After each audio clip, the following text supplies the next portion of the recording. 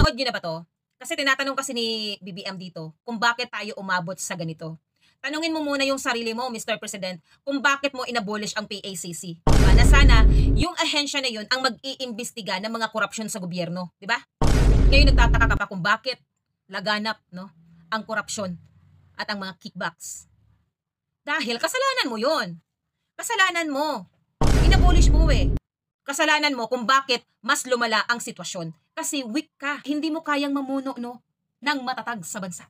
Maganda na sana yung PACC, yung Presidential Anti-Corruption Commission, na itinaguyod ni dating Pangulong Rodrigo Duterte. Na sana, yon ang mag-iimbestiga sa lahat ng mga presidential appointee, no? Na sangkot sa korupsyon. Sa unang pag-upo mo pa lang, yun na yung una mong inabolish. Bakit? Dahil alam mo na ganito ang mangyayari?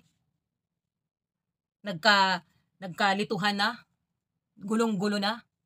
Para tayong bumalik sa panahon ni Pinoy. Naalala niyo ba yung Yolanda?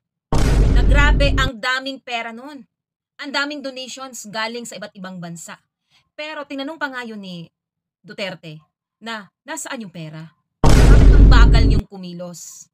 Diba? Anyways, panoorin natin to para hindi lang ako ang naha-high blood, pati rin kayo. Paano tayo nagkaganto?